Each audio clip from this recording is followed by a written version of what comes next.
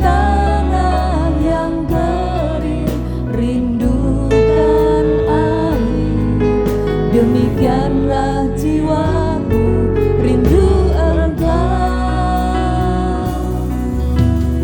Ku memandangmu di tempat kudus, dan ku melihat kemuliaan-Mu. Ku berdiam di bawah naungan sayap-Mu, dan ku dapati kekuatan baru.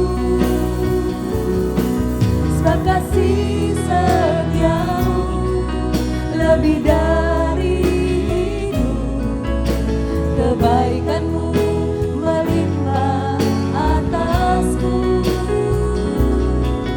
Jiwaku melekat kepadamu Tuhan, betapa ku merindukanmu.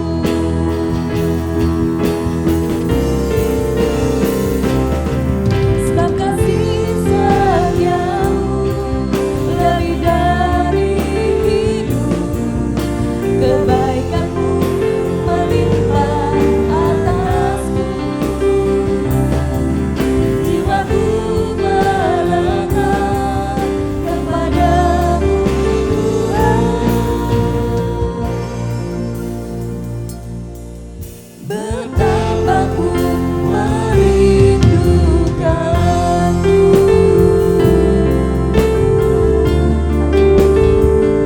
Yesus, Yesus, Kaulah kerinduan hatiku. Jiwaku merindukan Engkau Tuhan. Jiwaku haus kepadamu, Allah yang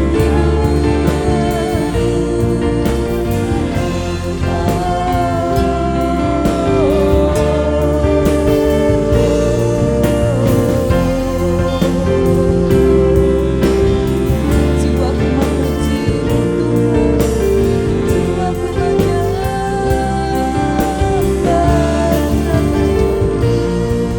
Allah yang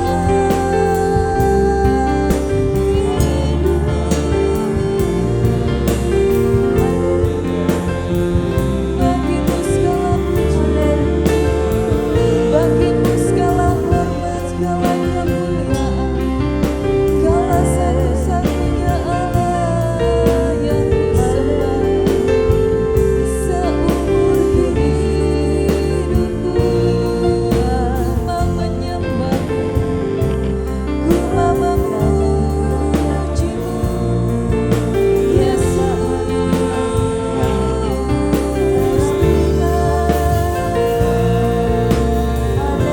Kau baik Tuhan, selama-lamanya Kau baik, selama-lamanya kasih setiamu tak berkesudahan dalam hidupku. Segala pujian syukurku hanya bagi Engkau Tuhan. Terima kasih, kami percaya Tuhan, kasih setiamu, kebaikan-Mu selalu menyertai hidup kami. Terima kasih Yesus, kami mau persembahkan pujian kami hanya bagi Engkau Tuhan. Sebab Engkau Allah yang sangat baik dalam hidup kami. Amin. Sungguh Tuhan. Haleluya Yesus, haleluya. Kami siap memuji-Mu Tuhan. Kami siap tinggikan nama-Mu Yesus. Kami mau siap bersorak-sorai bagi Engkau Tuhan. Engkau yang ditinggikan, Engkau yang dimuliakan. Dari dulu sekarang sampai selama-lamanya. Haleluya. Jemaat Tuhan yang siap memuji Tuhan, mari katakan sama-sama. Amin. Amin. Haleluya. Mari kita tinggikan namanya. Sebab Dia Allah yang perkasa, Dia Allah yang hebat, Dia Allah yang dahsyat.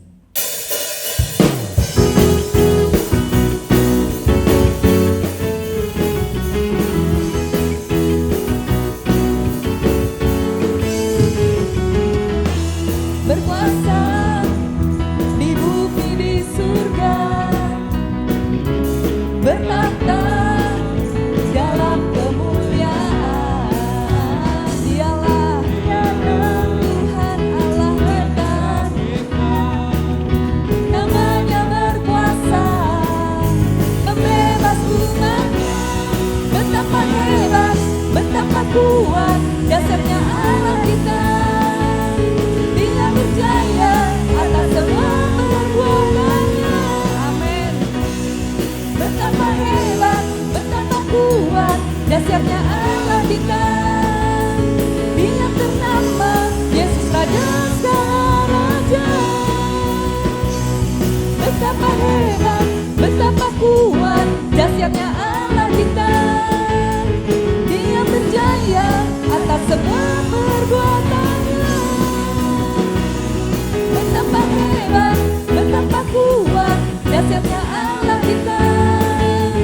Dia bernama Yesus Raja segala raja. Betapa hebat, betapa kuat dasarnya Allah kita.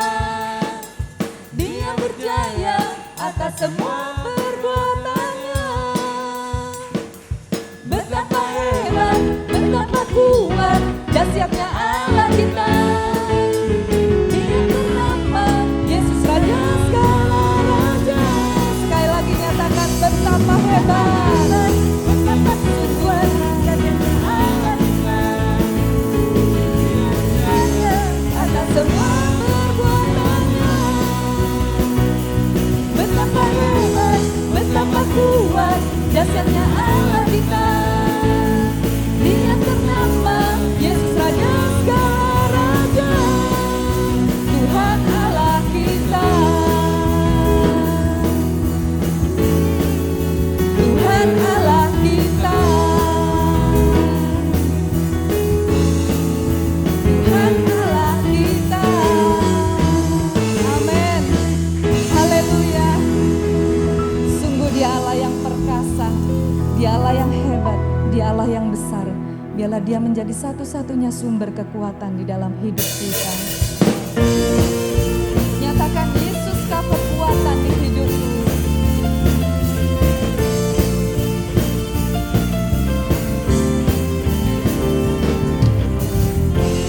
Yesuskah kekuatan di hidupku.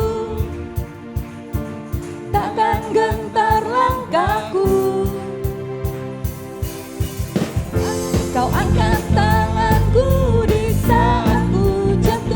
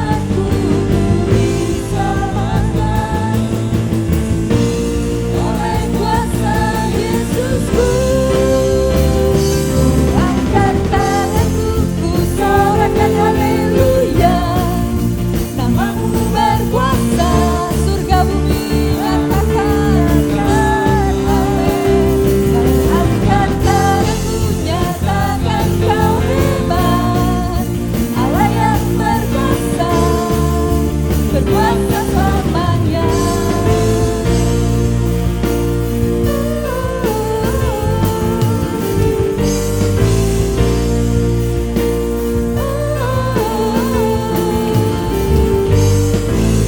Mari sama-sama kita angkat tangan kita. Angkat tanganku, ku sorakan haleluya, namamu berkuasa. Nyatakan, ku angkat tanganku, nyatakan kau hebat, Allah yang perkasa, berkuasa selamanya. Ku angkat tanganku, ku sorakan haleluya, namamu berkuasa, surga bumi nyatakan. Angkat tanganku, nyatakan kau hebat, Allah yang perkasa, berkuasa selamanya.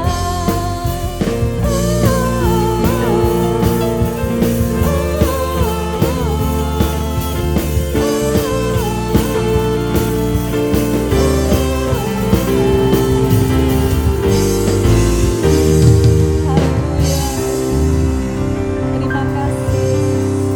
Silakan duduk Bapak Ibu sekalian. Haleluya. Terima kasih Tuhan. Terima kasih Yesus. Kami ada semua karena kebaikan-Mu, karena kasih setia-Mu Tuhan. Kami perlu Engkau Tuhan setiap waktu. Mari nyatakan dengan pujian ini. Tidak ada satupun yang dapat kita banggakan selain kasih anugerah-Nya.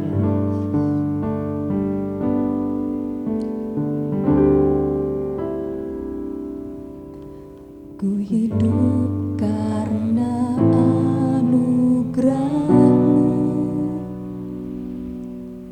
tiada satupun dapat ku banggakan, semua karena cinta-Mu.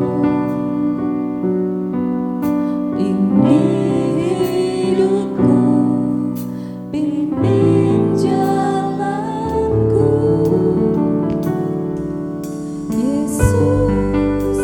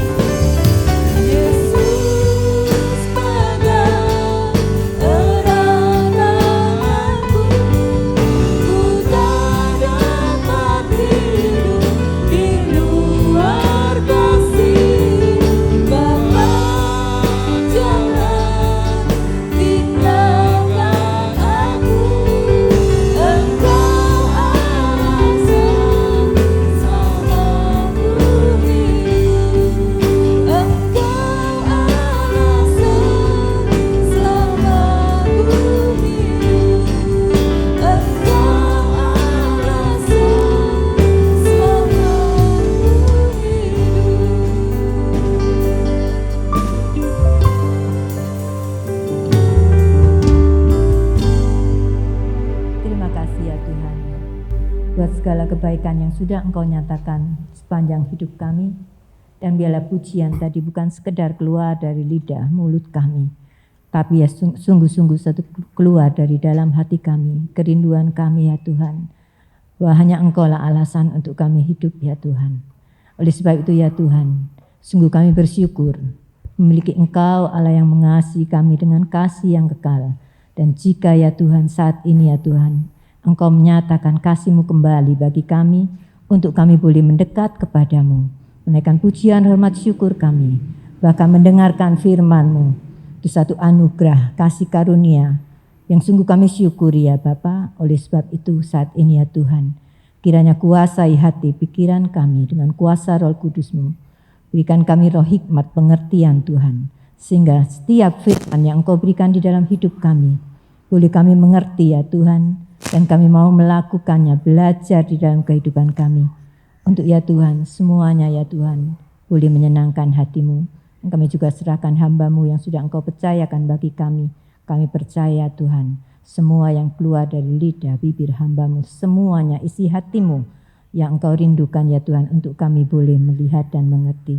Terima kasih Bapa, di dalam nama Yesus Kristus kami mau sambut firman-Mu. Haleluya. Amin.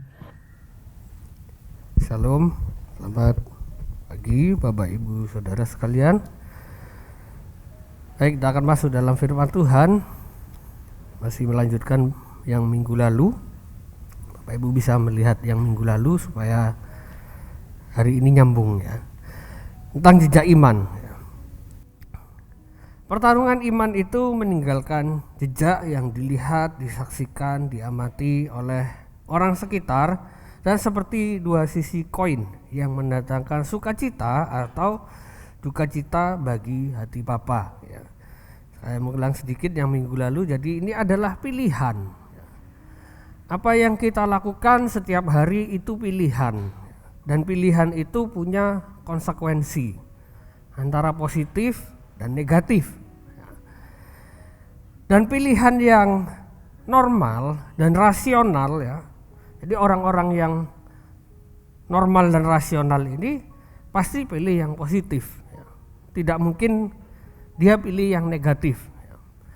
Karena kalau dia pilih yang negatif, ya kemungkinan tidak tahu kenapa penyebabnya. Mungkin karena kurang pengetahuan, dia cara berpikirnya juga kurang pas, ya.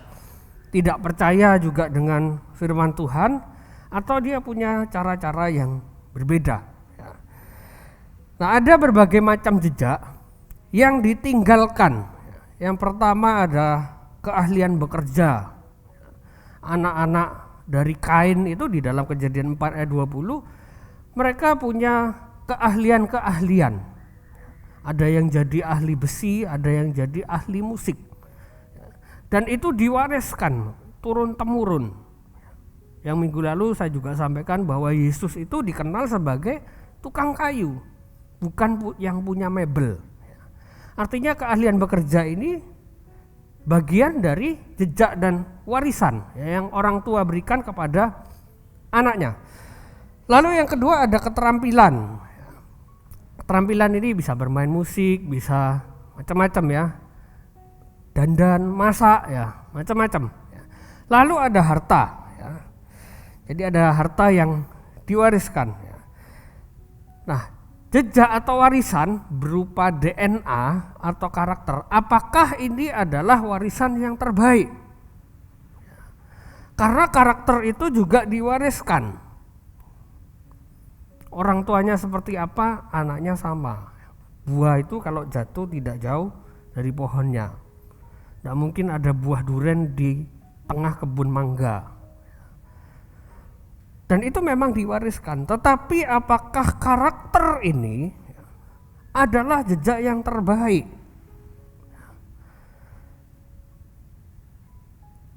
Bagi saya ya, karakter itu bisa dibilang warisan terbaik ketika karakter itu sudah benar.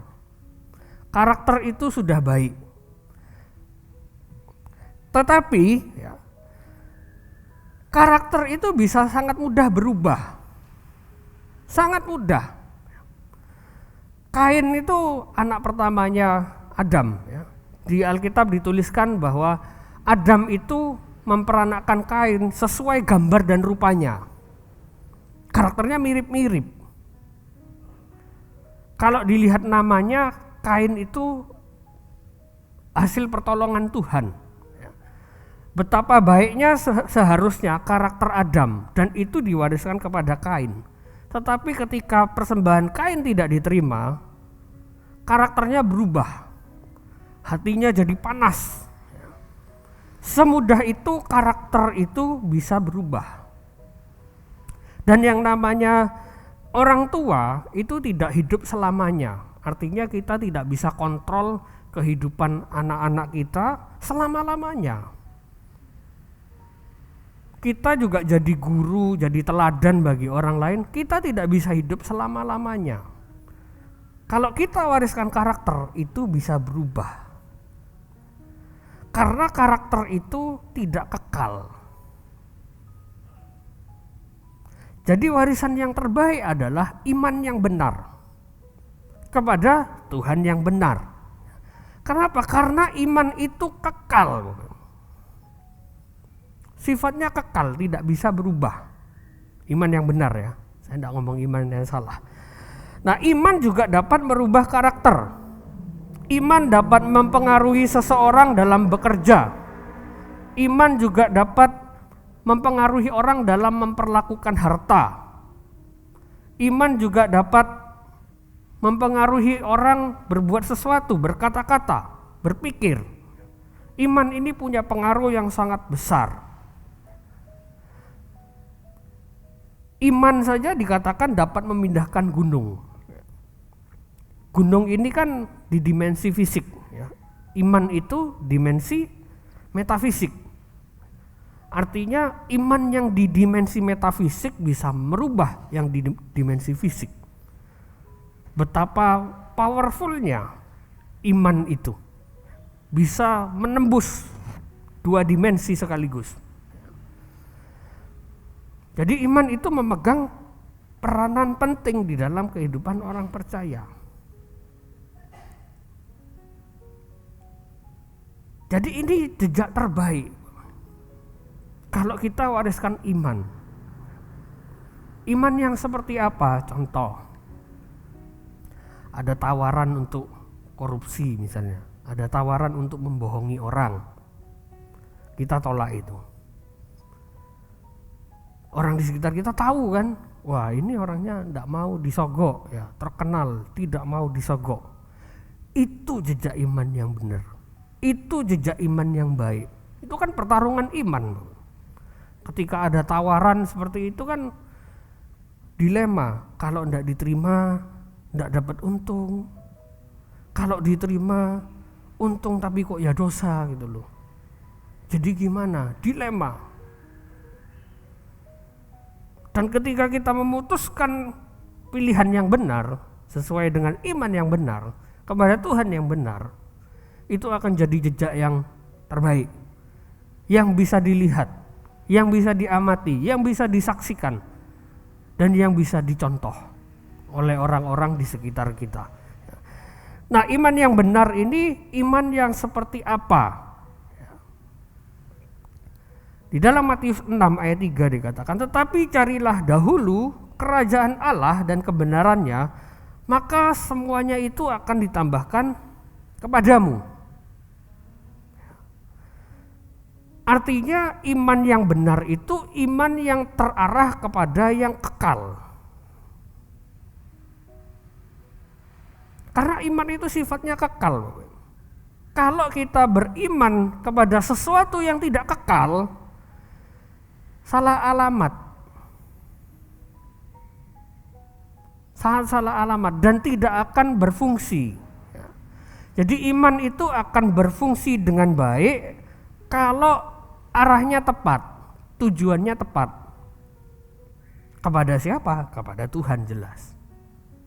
Loh, kok ada orang yang tidak mencari kerajaan Allah, hidupnya enak? Itu kan yang sering mengganggu kita. Kok ada orang di luar sana yang tidak percaya Tuhan, kehidupan materinya kaya raya, enak tuh keturunan-keturunannya. Dimakan 7 turunan, 7 RW juga ndak habis. Enak. Pertanyaannya gini, enaknya berapa lama? Paling banter menikmati sampai umur 70, 80. Itu pun kalau kuat kan katanya Tuhan. Kalau kita pilih hanya kepada sesuatu yang kuatnya bertahan 70, 80 tahun, rugi. Dan itu tidak kekal, Bapak Ibu. Kalau kita pilih yang tidak kekal ini, tidak akan bertahan lama. Lebih memilih mementingkan harta duniawi. Ini tidak akan bertahan lama, bahkan salah alamat kalau saya bilang. Oke, kita lanjut ya. Kalau bicara iman, kita langsung lihat Ibrani 11, di situ lengkap. Ya. Dikatakan di sini, sebab oleh imanlah telah diberikan kesaksian kepada nenek moyang kita. Ya. Ada kata-kata di situ, kepada nenek moyang kita. Artinya apa? Iman itu bertahan dari zaman ke zaman. Iman itu pasti relevan dari dulu sampai sekarang. Tidak ada yang bertentangan dari dulu dan sekarang. Nah, kalau sekarang imannya aneh, tidak sesuai firman Tuhan, berarti salah, Bapak Ibu. Patokannya itu Alkitab. Tidak pernah disebutkan di dalam Alkitab beriman itu untuk mendapatkan harta. Tidak ada.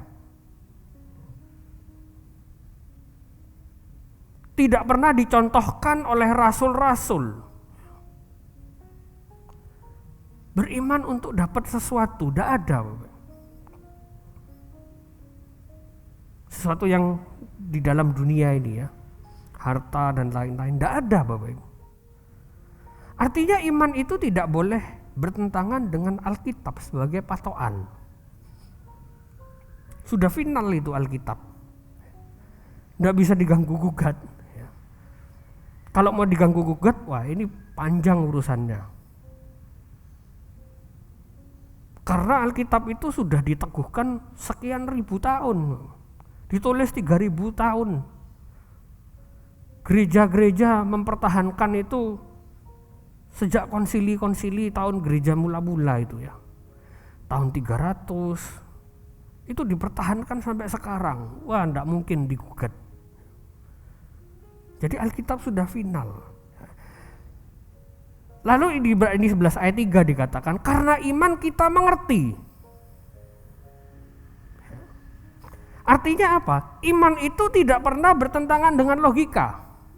Tidak pernah, Bapak. Kalau bertentangan dengan logika, pasti logikanya yang salah. Logika itu rasional. Rasio ya, dari bahasa Yunani kan. Kalau tidak masuk akal apa? Irasional. Iman itu apa? Iman itu tidak pernah irasional, tapi transrasional. Artinya apa? Iman itu melebihi logika, posisinya di atas, tapi tidak pernah bertentangan. Contoh, Tuhan Yesus membangkitkan orang mati. Ini secara medis tidak akan pernah masuk di akal. Karena medis itu ilmu rasio, ilmu akal. Tidak ada.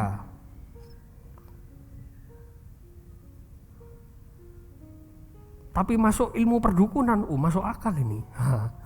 Itu lain, Bapak Ibu. Itu bukan ilmu rasional ya, itu ilmu irasional. Yang rasional jadi irasional, tidak masuk akal tambahan. Tapi bagi Tuhan masuk akal, sangat masuk akal karena transrasional. Loh, Tuhan kok yang membangkitkan, kenapa tidak masuk akal? Nah, itu transrasional. Karena Tuhan punya kuasa. Jadi iman tidak pernah bertentangan dengan logika. Nah, kalau kita manusia biasa ini berusaha membangkitkan orang mati, itu irasional. Itu tidak masuk akal. Loh kenapa? Loh karena kita bukan Yesus, Bapak Ibu. Siapa kita dibandingkan Yesus Kristus? Ini yang harus kita wariskan. Kenapa saya ngomong soal kematian ini? Ini di Cina terjadi hari-hari ini. Orang-orang kaya di Cina hari ini, mereka sedang investasi di suatu perusahaan. Taruh uang di situ. Kalau mereka mati, mayatnya ditaruh di situ. Tidak dikubur, tidak dikremasi juga. Untuk apa? Karena perusahaan ini sedang membangun teknologi untuk membangkitkan orang mati. Jadi mereka yang invest di sana, mereka percaya kalau perusahaan ini nanti bakal bisa menghidupkan orang mati, Bapak Ibu. Jadi mereka yang invest dibangkitkan pertama kali. Ini ada nyata ini, Bapak Ibu. Saya juga udah habis pikir. Ilmuwan itu mau pakai ilmu apa? Ini kalau dilihat sama keturunan-keturunannya, dilihat sama anak cucunya, pusing, Bapak Ibu. Apalagi kelihatan sama mantunya. Aduh, mertuaku ini sudah jahat, cerewet lagi. Mati masih diinvestkan, nanti bangkit lagi, ketemu lagi kita. Aduh, gitu. Pusing ya. Problem antara menantu dan mertua enggak selesai-selesai ini ya. Jadi jangan wariskan iman yang ngawur. Misalnya kita mimpi. Mimpi itu boleh enggak? Boleh. Tuhan itu juga berbicara lewat mimpi. Di dalam kitab Yoel itu juga dituliskan nanti di akhir zaman akan ada mimpi-mimpi, orang-orang yang bermimpi, itu suara Tuhan. Kalau mimpinya itu kita sendiri yang mimpi, terus tidak ada konfirmasi dari orang lain, apalagi bertentangan sama firman Tuhan, pasti mimpinya salah. Pasti mimpinya bukan dari Tuhan. Jangan diimani. Ya sudah, itu cuma alam bawah sadar saja yang jalan.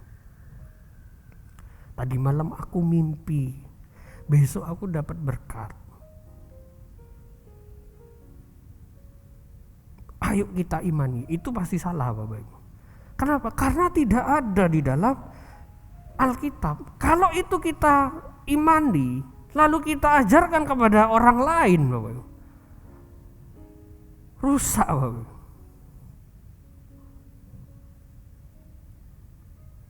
Rusak iman kita. Jadi hati-hati dengan pemikiran-pemikiran yang salah. Oh, kalau Yesus tidak melarang berarti boleh. Oh, kalau Yesus buat berarti boleh. Merokok tidak dilarang sama Tuhan Yesus, tidak ada di dalam Alkitab. Oke, kita percayai itu, anggap betul.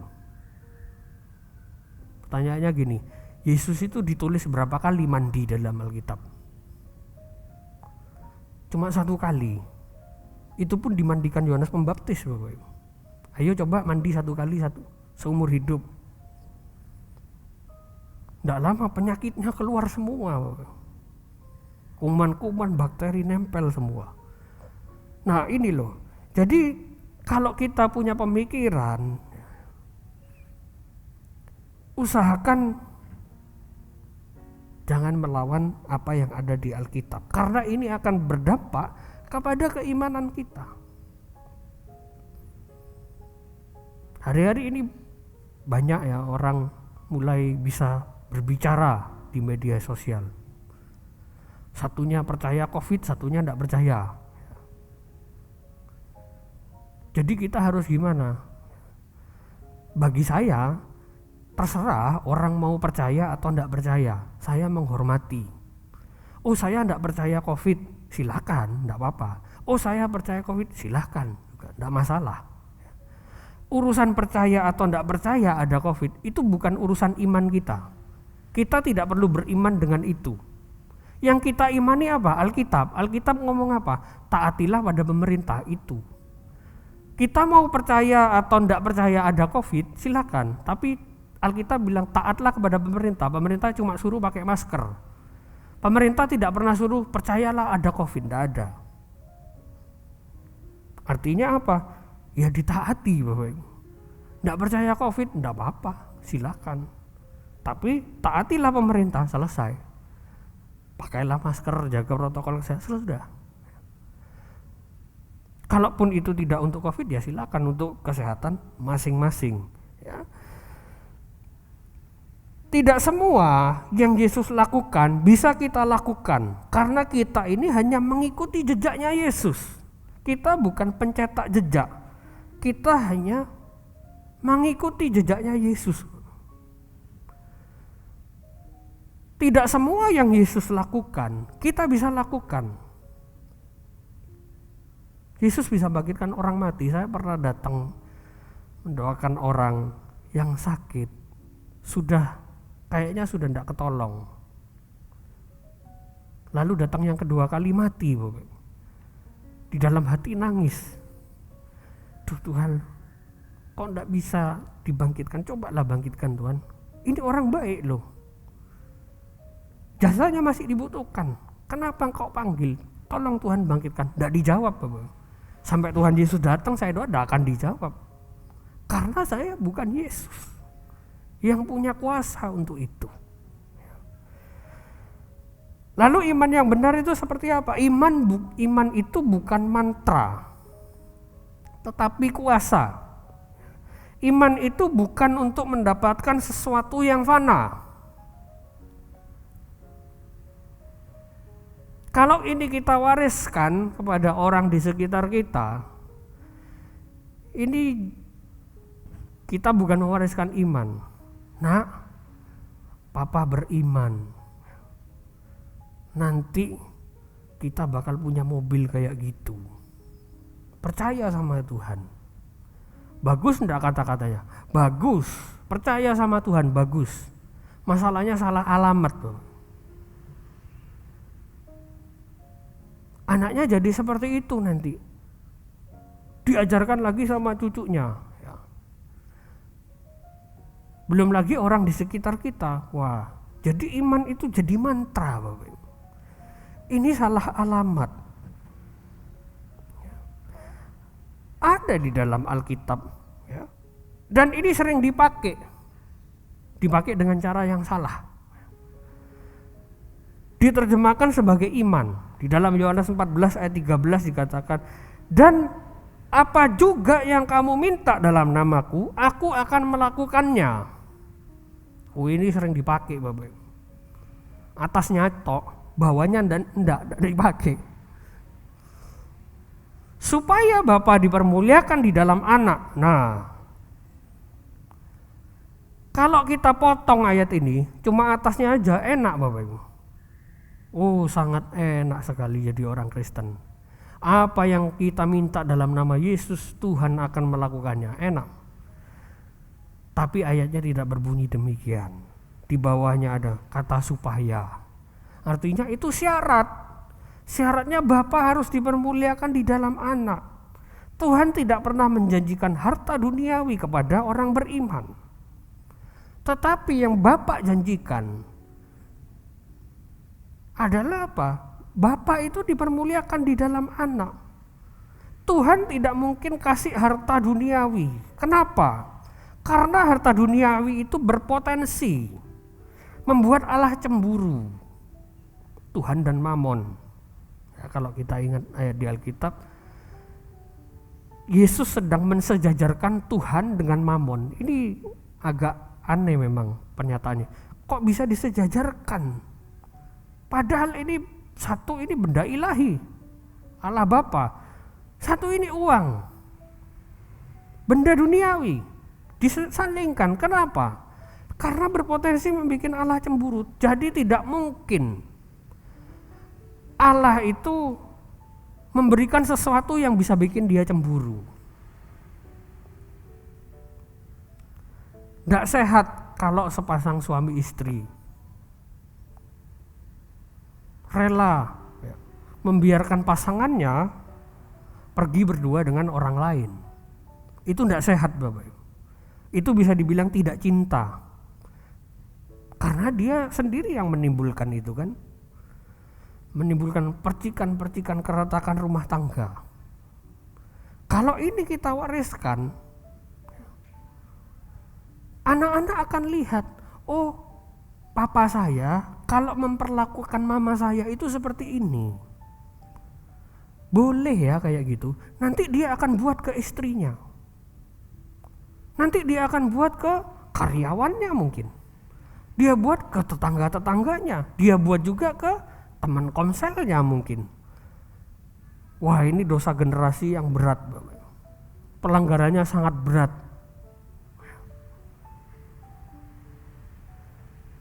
Tentu kita harus paham dan harus memilih pilihan yang tepat.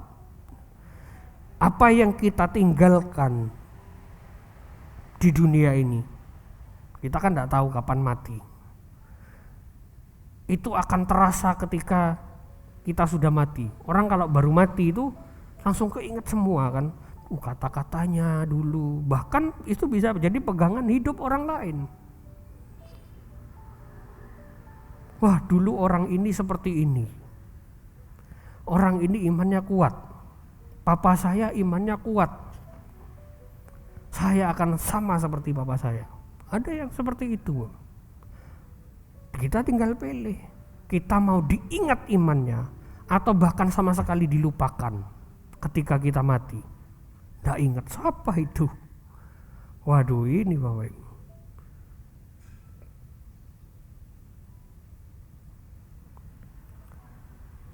Iman itu juga harus tepat.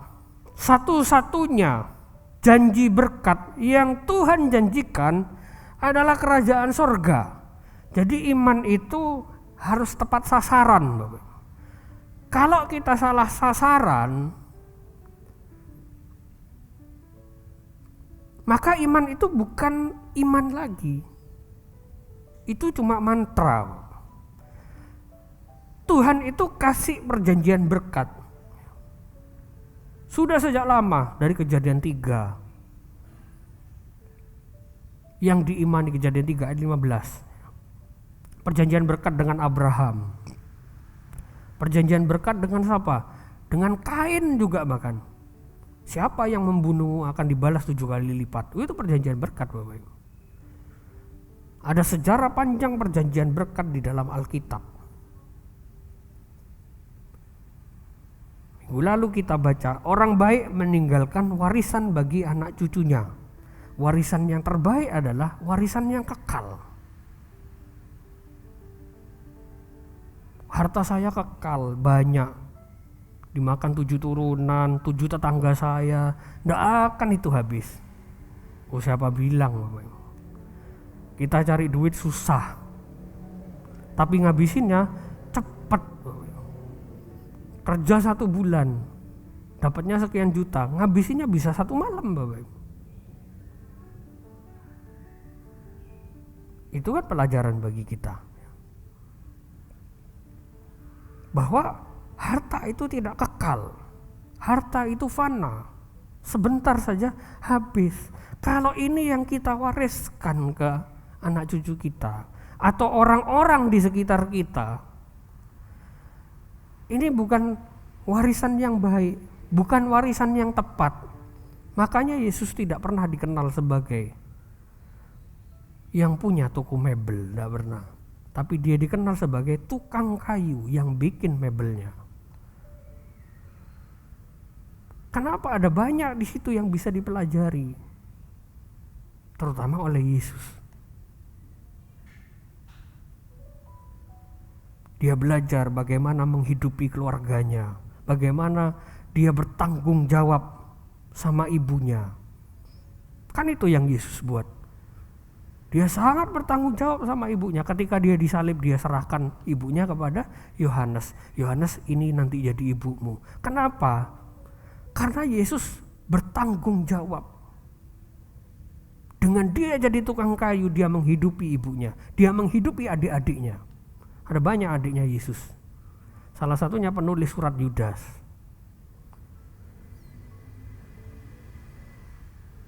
Kalau Yesus tidak ada, dia anak pertama Bapak. Dia punya tanggung jawab budaya Israel ya. Kalau di Indonesia kan enggak. Dan itu yang Yesus buat. Supaya ibunya tidak kelaparan. Diserahkan kepada Yohanes, itu sah. Secara adat itu sah.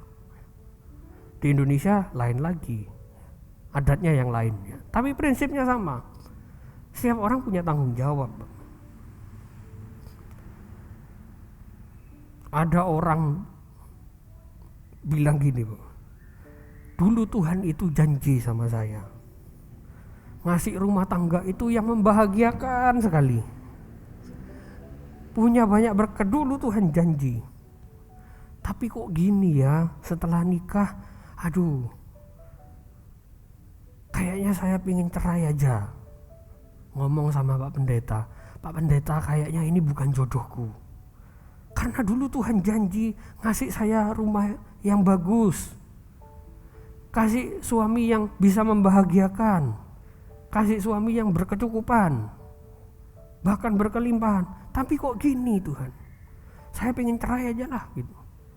Ya ngomong sama pendetanya, Pak Pendeta, saya mau cerai.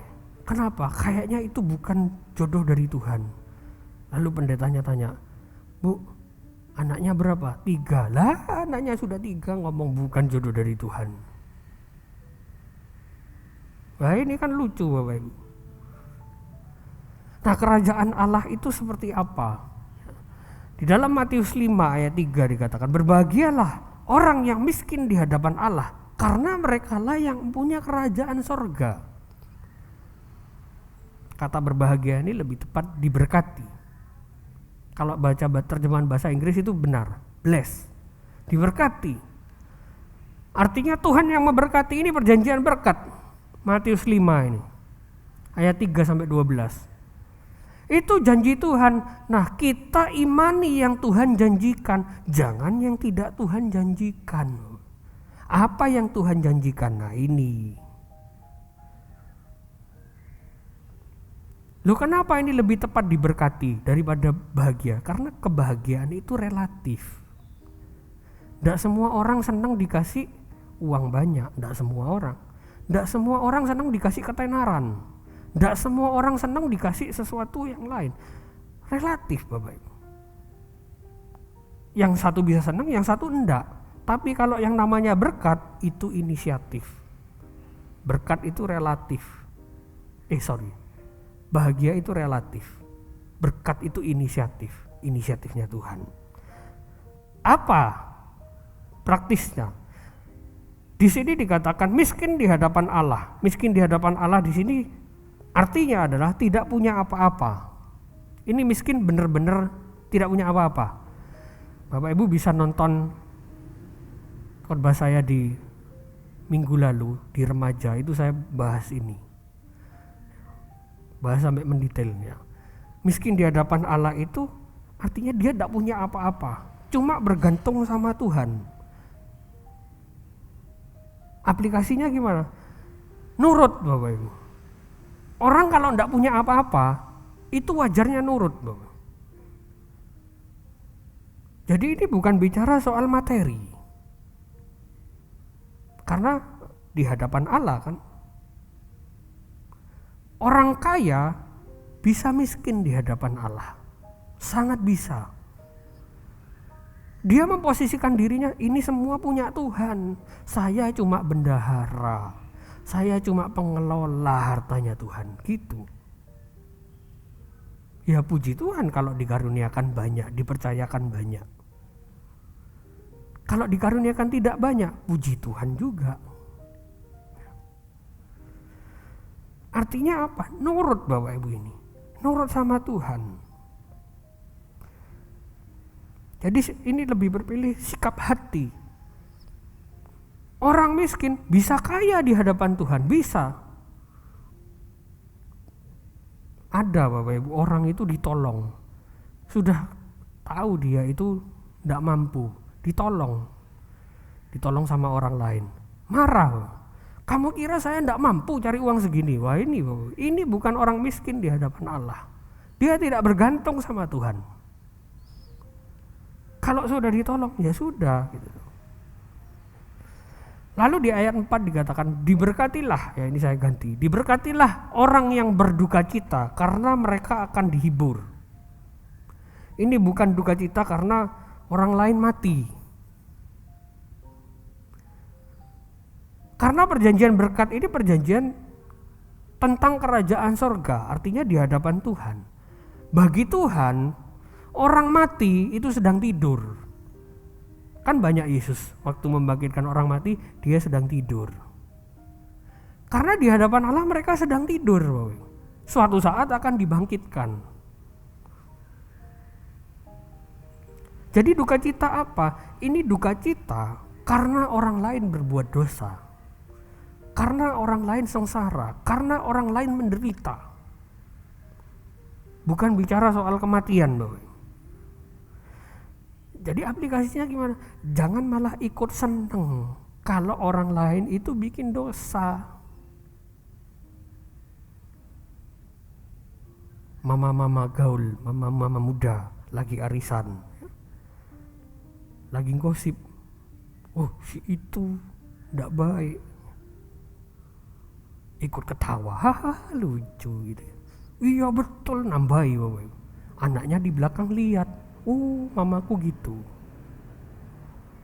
Anaknya sedang memperhatikan. Jangan dikira anaknya enggak ngerti. Anaknya ngerti, itu dicontoh, itu dilihat.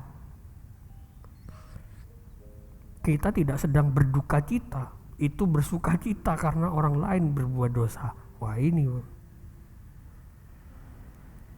Lalu berikutnya, diberkatilah orang yang lemah lembut karena mereka akan memiliki bumi.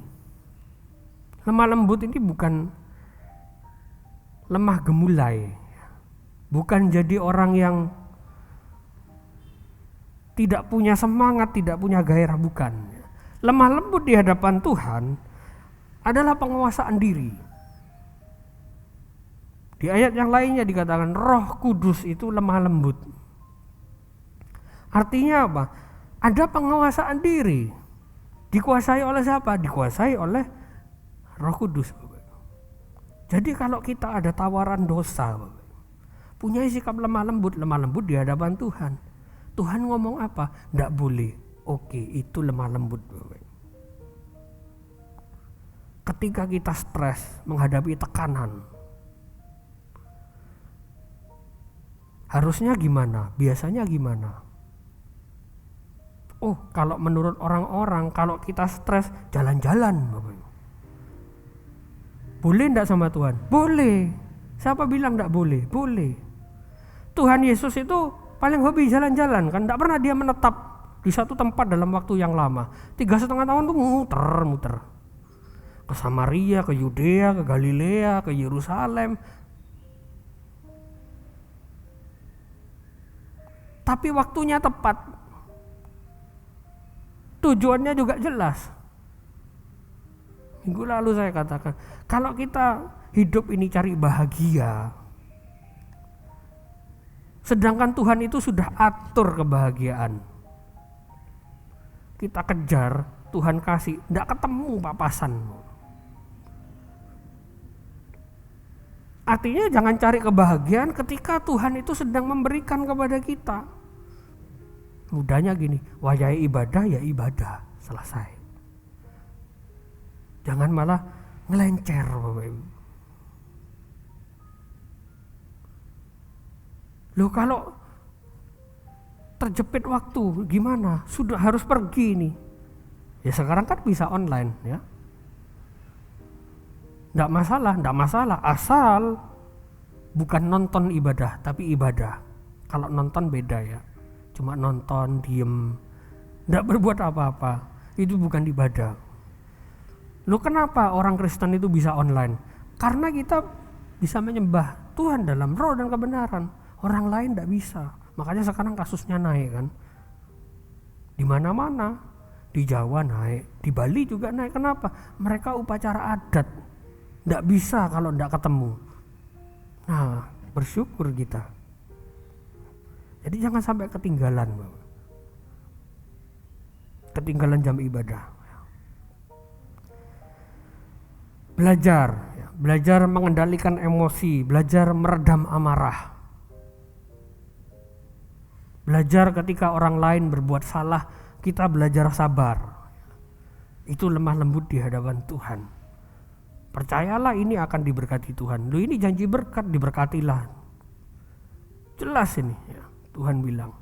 Diberkatilah, Yesus sendiri yang ngomong ya. Kalaupun bukan Yesus yang ngomong, tertulis di Alkitab, itu Tuhan yang ngomong, sama aja. Lalu selanjutnya ayat 6, 7 dan 8 dikatakan, diberkatilah orang yang lapar dan haus. Ayat 6, diberkatilah orang yang lapar dan haus akan kebenaran, karena mereka akan dipuaskan. Saya bertanya-tanya ini, ada apa soal makanan? Lapar dan haus ini kan soal makanan. Dosa pertama, gara-gara Hawa bingung mau makan apa. Buah yang dilarang Tuhan atau duren, bingung. Oh, kalau duren kolesterol nanti. Kebanyakan naik darah tinggi ya. Kalau ini kamu akan jadi seperti Allah. Wah, ini pencobaan Yesus pertama kali ketika dia memulai pelayanannya soal makanan. Ubah batu itu jadi roti. Ada apa soal makanan? Kemenangan terakhir nanti, pesta perkawinan anak domba, itu kan bicara juga soal makanan, Bapak. Tidak pernah pesta itu tidak ada makanan. Pesta itu selalu ada makanan. Oh, kita ke orang mati aja ada makanannya kan sekarang. Paling tidak kacang ya, ada makanannya. Ada apa dengan makanan? Makanan itu bicara soal hasrat, soal pengendalian diri, soal hawa nafsu, Bapak Ibu. Dan ini bukan soal makan makanan yang kita secara fisik makan, tapi lapar dan haus akan kebenaran, Bapak Ibu. Artinya kita butuh firman Tuhan itu setiap hari. Kan makan kita setiap hari, bukan setiap minggu kan. Tidak ada orang makan tuh 1 minggu sekali. Orang yang diet loh juga makan tiap hari. Artinya kalau kita hidup, ya butuh Tuhan setiap hari. Dan ayat ini berbunyi dengan baik. Biasanya orang lapar dan haus kalau makan apa? Kenyang. Kenyang, haus, puas dahaganya. Tapi orang yang lapar itu tidak pernah dibilang puas. Ayat ini bilang apa? Diberkatilah orang yang lapar dan haus akan kebenaran, karena mereka akan dipuaskan, bukan karena kenyang. Karena kalau kita makan firman Tuhan, kita tidak pernah kenyang. Kita puas. Artinya apa? Masih lapar lagi. Ya kita butuh firman Tuhan, Bapak Ibu. Setiap hari. Terutama setiap pagi. Pemazmur bilang, kenyangkanlah kami di waktu pagi. Karena aku akan beroleh sukacita. Ada bersekutuan dengan Tuhan. Ini yang harus dijadikan contoh. Keintiman dengan firman Tuhan. Lanjut, ayat 7-9. Diberkatilah orang yang murah hatinya, orang yang suci hatinya, orang yang membawa damai. Murah hati ini lebih tepat diterjemahkan berbelas kasihan. Gampang kasihan sama orang, orang ini sengsara, orang ini hidupnya seperti itu, pemikirannya salah. Kita bermurah hati. Orang yang suci hatinya, jelas ini ketaatan. Orang yang membawa damai, jelas ini ketaatan. Saya bawa damai. Kalau ketemu polisi, damai Pak. Ya, itu bukan pembawa damai, Bapak Ibu.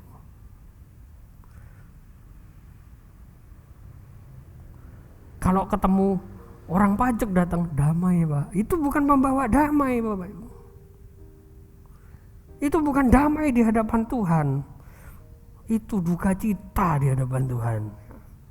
Gimana pembawa damai itu? Kalau ada orang bertengkar, selesaikan dengan adil. Adil ya. Karena kalau tidak adil, ini akan membawa permasalahan. Ada banyak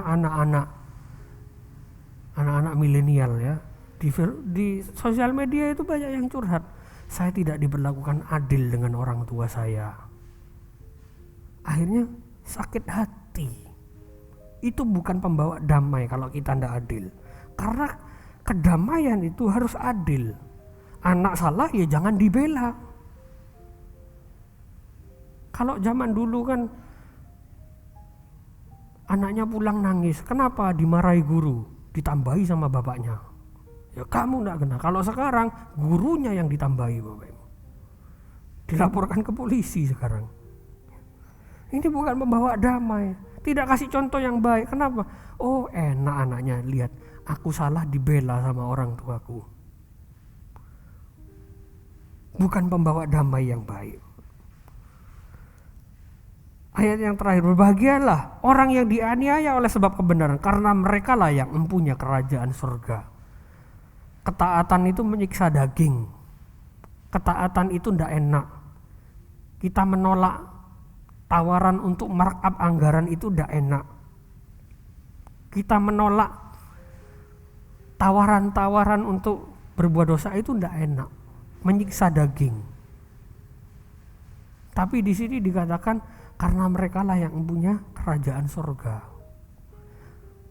Ayat 11 sama 12 itu sambungannya ayat 10. Artinya apa? Perjanjian berkat. Matius 5 ayat 3, Matius 5 ayat 10. Awal dan akhir punya dampak yang sama. Tadi miskin di hadapan Allah karena mereka lah yang punya kerajaan surga. Ayat 10 ditutup, mereka lah yang punya kerajaan surga. Ini soal kerajaan surga. Kalau kita mau beriman, ini iman yang tepat. Kalau kita mau diberkati, ini berkat yang tepat. Karena ini sesuatu yang kekal. Ketaatan hanya dapat dihasilkan dengan keintiman dengan Tuhan. Kalau kita tidak intim dengan Tuhan, mustahil. Bapak Ibu tahu ya ada istilah bucin, budak cinta. Budak cinta itu kayak gini Bapak. Sudah tahu dikhianati, sudah tahu diselingkuhi, masih aja mau Bapak. Itu namanya bucin Bapak. Itu istilah anak-anak sekarang Bapak. Sudah dibohongi, ditipu ya, masih aja mau Bapak Ibu. Ditipu dengan alis yang palsu. Wah, ada kan itu ya. Sekarang banyak alis palsu Bapak Ibu. Masih mau Bapak Ibu. Itu bucin Bapak Ibu. Itu istilah ya. Dari situ kan kita bisa belajar. Orang itu kalau bucin pasti sama orang yang kenal. Pasti sama orang yang dekat. Tidak mungkin bucin sama orang yang tidak dekat. Mustahil itu Bapak Ibu, itu aneh itu namanya. Artinya apa? Kita itu budak cintanya Tuhan. Ini kan orang taat. Ayo kamu pagi makan, ya malam makan, siang makan gitu kan kalau bucin tuh kan. Mau aja disuruh nurut ya. Maafkan aku sudah selingkuh, maafkan aku tidak akan mengulanginya lagi gitu ya. Nurut dia, taat. Sama Tuhan juga harusnya gitu Bapak Ibu. Taat sepenuhnya. Tuhan ngomong apa? Taat. Walaupun tidak enak, taat Bapak Ibu. Artinya apa? Ya kalau kita mau taat sepenuhnya, harus dekat dong sama Tuhan. Kalau kita tidak dekat, mustahil ketaatan itu bisa dihasilkan dengan konsisten. Mungkin kita kalau tidak dekat, taat bisa sebentar. Besok lupa. Karena tidak dekat, tidak ada hubungan. Saya akan selesai di sini. Saya undang pemain musik dan tim pujian maju. Obedience is always followed by blessing. Ketaatan pasti diikuti dengan berkat. Matius 5 ayat 3 sampai 12 menjamin itu, bukan saya yang menjamin, Tuhan yang menjamin. Kalau kita mau diberkati, kalau kita mau mempunyai kerajaan surga, taat sama Tuhan. Taat sepenuhnya, jangan separuh-separuh. Itu berkat Bapak Ibu. Itu yang Tuhan janjikan. Iman yang benar lebih penting daripada iman yang besar. Kenapa Bapak Ibu? Bapak Ibu pilih mana? Saya kasih uang 1 miliar asli dari bank, sama uang 1 miliar juga uang monopoli. Uang monopoli buat apa? Iman itu lebih penting, iman yang benar daripada iman yang besar. Kalau kita wariskan iman yang besar tapi salah, untuk apa? Yakin diberkati Tuhan, yakin. Kalau aku beriman sama Tuhan, yakin itu semua gedung punyaku. Yakin dikasih pekerjaan sama Tuhan yang punya nilainya banyak, tapi salah alamat. Tuhan bilang apa? Iman itu tidak perlu besar. Cukup sebiji sesawi itu bisa memindahkan gunung. Kalau itu yang kita wariskan, itu akan jadi warisan yang baik, itu akan jadi jejak yang baik, yang bisa dilihat, yang diamati dan disaksikan oleh banyak orang. Amin. Mari kita bangkit berdiri Bapak Ibu. Kita datang sama Tuhan, kita minta Tuhan basuh setiap pemikiran, setiap kata-kata, setiap perbuatan kita yang salah, supaya kita diluruskan di hadapan Tuhan. Basuh aku Tuhan.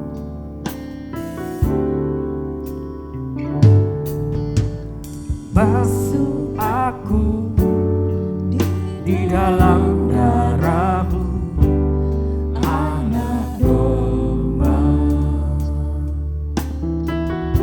Jamah kami Tuhan, jamah bibir, luruskan hatiku dengan Roh-Mu. Ku rindu kemuliaan Tuhan, ku rindu kemuliaan Tuhan, lebih dari segala harta. Jadikan ku hamba setia kepadamu, lebih dari segalanya, lebih dari segalanya.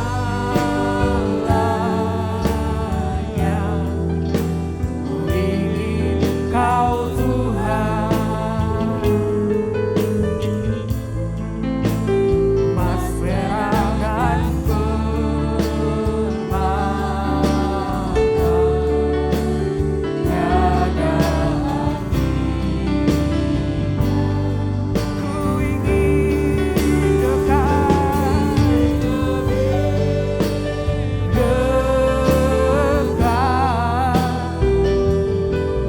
bersekutu denganmu.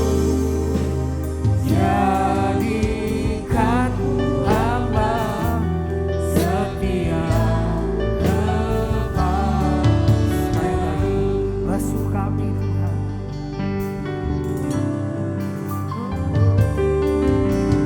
basuh aku di dalam darah-Mu, Anak Domba. Jamah setiap kami Roh Kudus, luruskan setiap luruskan hatiku dengan Roh-Mu. Yang ku rindu kemuliaan Tuhan, lebih dari segala harta. Jadikan ku hamba setia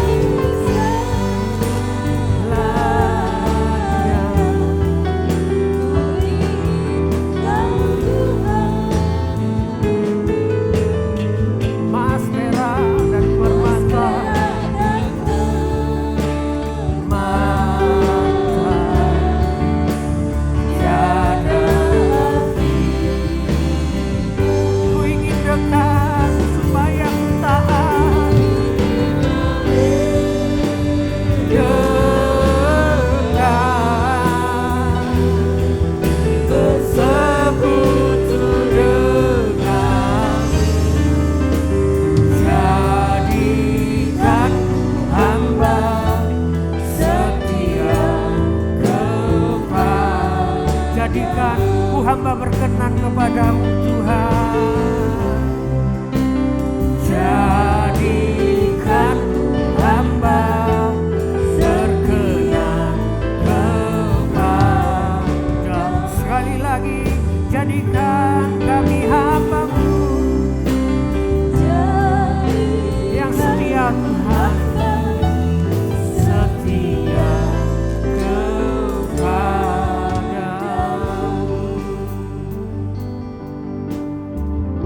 Terima kasih Tuhan buat kebenaran firman-Mu pagi hari ini.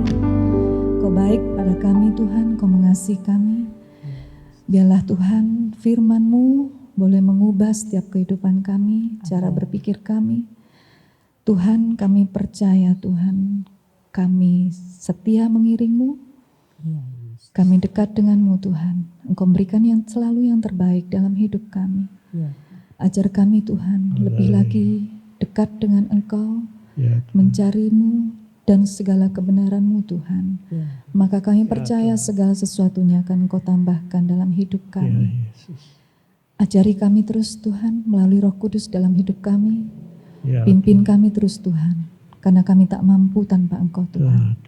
Engkau yang akan meluruskan jalan kami. Engkau akan yang membasuh selalu kehidupan kami Tuhan. Terima kasih Bapa. Segala puji hormat hanya bagi Engkau. Kau berkati hamba-Mu Tuhan.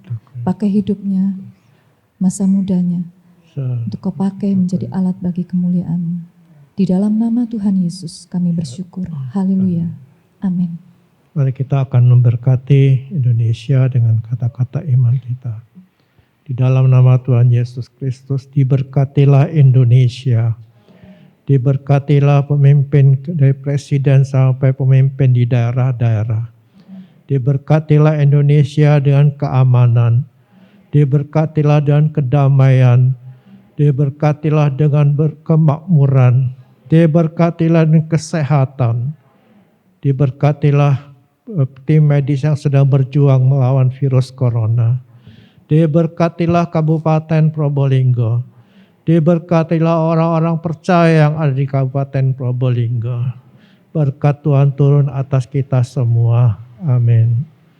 Bapa kami yang di surga, dikuduskanlah nama-Mu. Datanglah kerajaan-Mu, jadilah kehendak-Mu di bumi seperti di surga. Berikanlah kami pada hari ini makan kami yang secukupnya, dan ampunilah kami akan kesalahan kami, seperti kami juga mengampuni orang yang bersalah kepada kami. Dan jangan bawa kami ke dalam pencobaan, tapi lepaskanlah kami daripada yang jahat.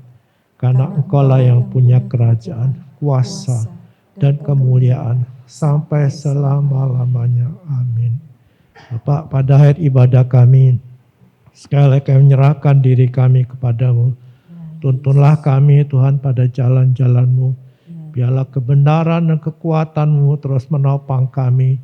Tuhan, kami menyerahkan seluruh keluarga kami, anak-anak kami, semuanya kami taruh dalam tangan-Mu ya Bapak.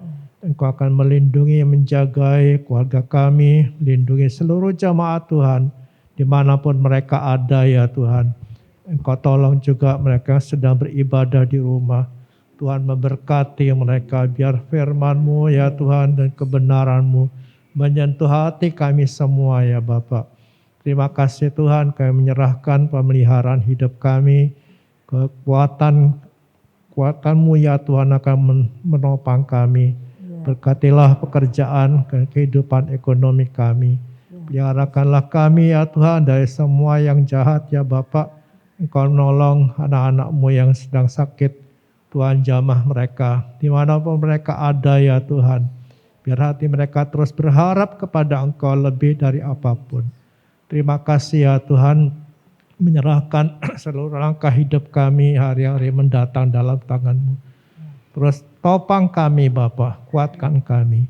Terima kasih ya Bapak. Kami boleh mempersembahkan hidup kami dalam tangan-Mu. Dan kami percayakan ibadah kami dan semua persembahan yang apapun yang kami lakukan hari ini, kami persembahkan di dalam satu nama yang mulia, Yesus Tuhan dan Juru Selamat kami. Jemaat yang dikasihi Tuhan, turunlah atas-Mu semua. berkat dari Allah Bapa itu yang akan melimpah dalam hidupmu, kekuatan dan damai sejahtera dari Yesus Kristus akan terus menolong dan menopang kita semua. Roh Kudus akan menuntun saudara, mengurapi, memakai saudara sekalian menjadi berkat bagi banyak orang. Dalam nama Yesus Kristus. Amin.